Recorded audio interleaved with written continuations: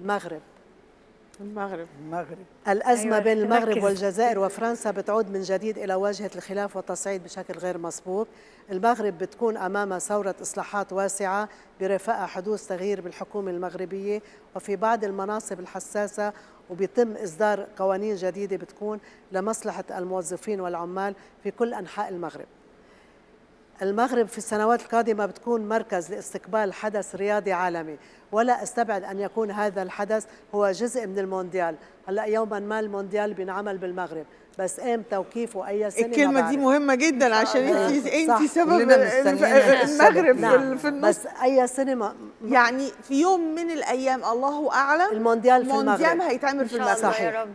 ان شاء الله. على فكرة يعني هذا هو المونديال ملكة أصل التوقعات حدث في يوم من برضه- الايام. لا برضه بلدين كأس عربي. العالم للأندية ده حدث برضه كبير هو قوي. المونديال سيكون بالسنوات المقبله ببلدين عربي، المغرب والسعوديه. والسعودية. نعم ان شاء الله. المغرب يا والسعودية ريت في يوم والله. من الايام في صح. سنة من السنين ان شاء الله قريبة هيتعمل يعني؟ فيهم كاس العالم. قريب في سنة هي بتقول ما تعرفش في سنة من في سنة السنوات وبتمنى مفتوحة من يعني. صحة ملك مفتوحة. المغرب تشمل بعض الناس والإعلام. بنشوفه بالمستشفى وبندعو له بالصحة. مين قوليها تاني دي ملك ولا- المغرب. ملك المغرب ماله؟ على سلامة، بتمر على سلامة.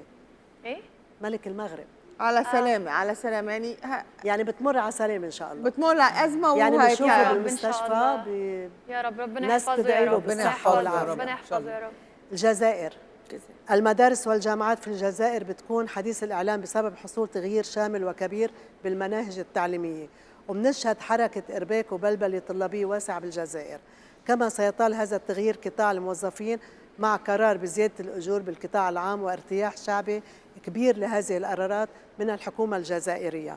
أرى بداية توتر في العلاقات ما بين المغرب والجزائر، وهذا التوتر سيؤدي إلى حصول حدث للأسف مؤسف بين البلدين. تلعب الجزائر دور دبلوماسي وسياسي كبير بال2023 على الساحة الليبية، وبتساهم بتسهيل الحلول لإنهاء الحرب والصراع في ليبيا.